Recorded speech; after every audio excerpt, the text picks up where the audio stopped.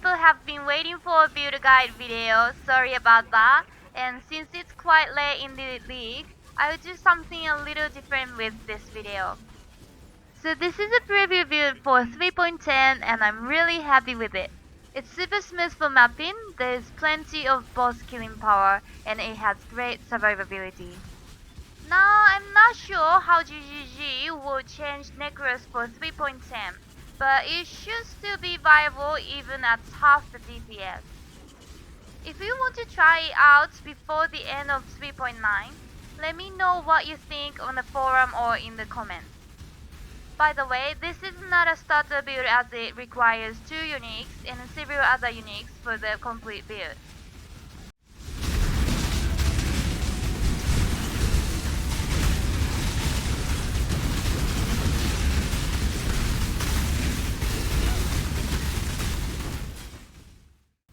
The build uses Spectres for boss killing and Spiders for fast map clearing. Spiders have high movement speed, are extremely aggressive and attack everything on screen and off screen. They hit with physical and chaos damage, and most importantly proc poison. They are also immune to damage. The major downsides are summoning and sustaining them. In this build, Speaker's Wreath is used so that monsters will die from poison instead of minion hits. And because poisons count as player kills, the end result is self-sustaining spiders while mapping. For boss killing, the build uses enhanced Valfallen. They hit extremely hard and make short work of any boss, including endgame bosses. But they move like snails, so that's why spiders are used for mapping. They also have about 150,000 lives, so are almost immortal, but they will still kill themselves on elemental reflect maps, so be careful. You can get them in the Temple of Ato or Val City in Delve. Lastly, the build uses Hatred Aura for added cold damage and Victoria's Charity for power and frenzy charges. So the minions will always have power charges while mapping, and will proc chill and freeze on monsters. And the EVFs can freeze lock map bosses, beyond bosses or anything that doesn't die quickly.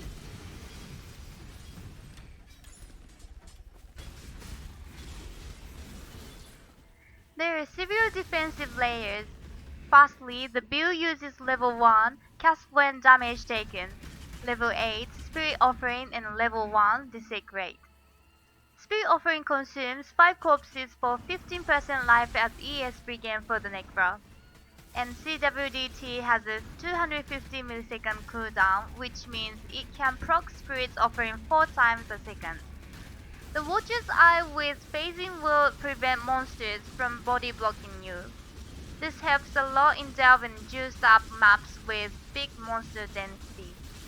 The Flask will provide evasion, curse immunity, bleed removal, and life and ES recovery when monsters die from poison. And the Anime Guardian will provide fortify and blind aura.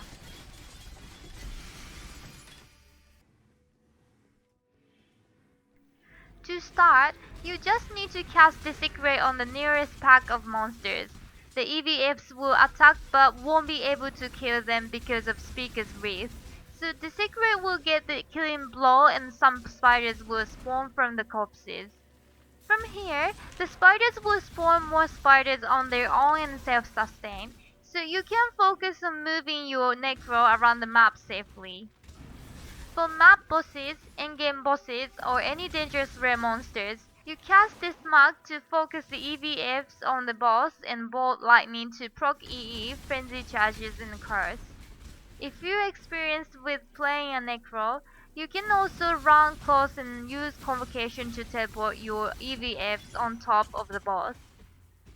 For endgame bosses, it is actually better to despawn the spiders because they will body block the EVFs and prevent them from hitting the boss. You can do this by quickly weapon swapping.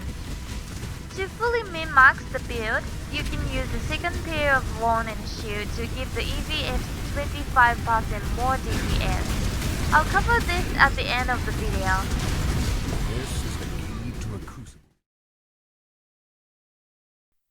The passive tree is optimized for life, ES and minion damage.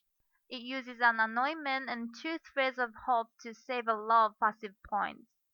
The most important is Death Attunement anointment on the amulet. Next is a medium thread of hope above Lord of the Dead to get Cruel Prep and Ravenous Horde.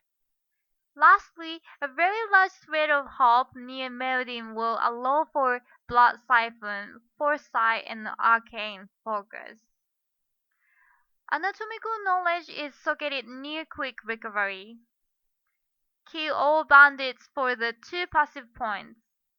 For the Ascendancies, take Mindless Aggression, Unnatural Strength, Mistress of Sacrifice, and lastly, Commander of Darkness. For Pantheons, I recommend Arcali and Shakari to deal with chaos damage.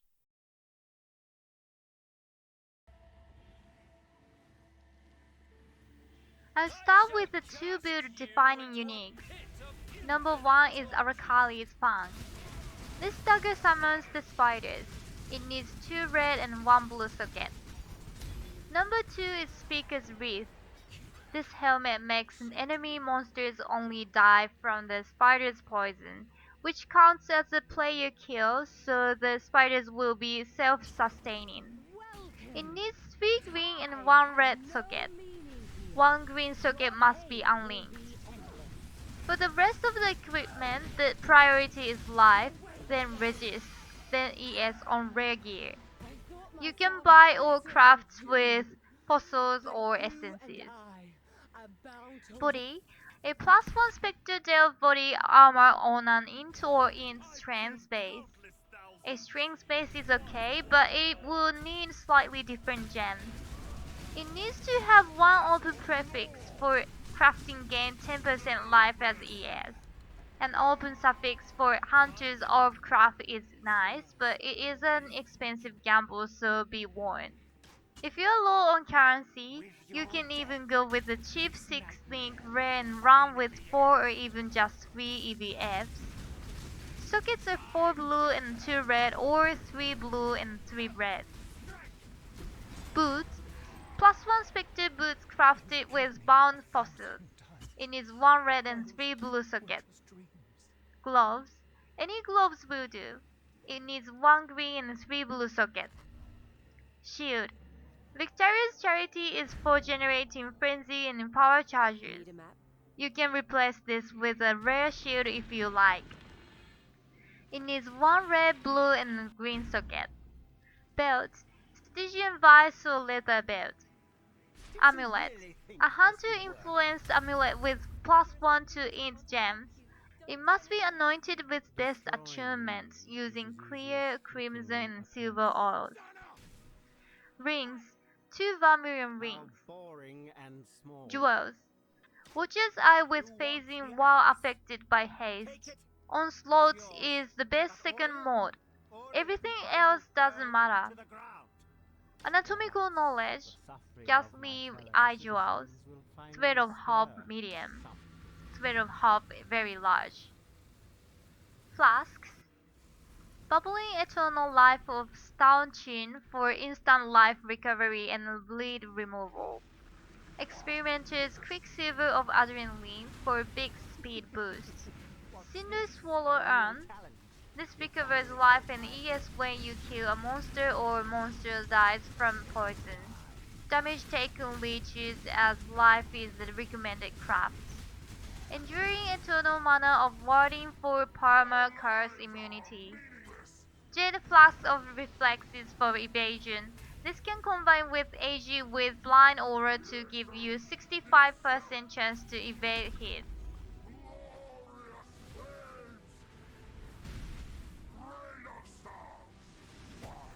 Unless mentioned, all gems should be 20/20. And the gems in the body and the dagger are the priorities for awakened gems. Body. Level 21 Red Spectre, Conk Effect, Death Mark, Minion Damage, Melee Feeds, and Mouth Strike. If you have 3 blue and 3 red, use Ruthless instead of Conk Effects. Dagger, Melee Splash, Melee Feeds, Minion Damage. Helmet, Generosity linked to hatred. Haste, phase run. Haste must not be linked to generosity or you won't get phasing or onslaughts from the Watcher's Eye. Gloves. Ball lightning, curse on hit, elemental weakness, desecrates. Boots. Anime Guardian linked to minion life. Flame dash, convocation. Shield. Level 1 cast when damage taken. Level 8 spirit offering. Level 1 desecrate. The gems must be exactly these levels. Lastly, if you want a wand and shield on weapon swap just for boss killing, you will need a second Vix Charity with 1 red, green and blue socket, and a trigger wand with 1 green and 2 blue sockets. In a wand, put Desecrate, Spell Cascade, and Flesh Offering. In a shield, put Lightning Spire Trap, Increase Duration, and Cluster Traps.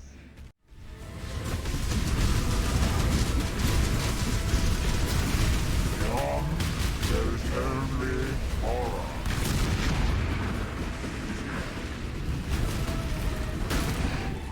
Feel the thrill of the void. Everlasting fire.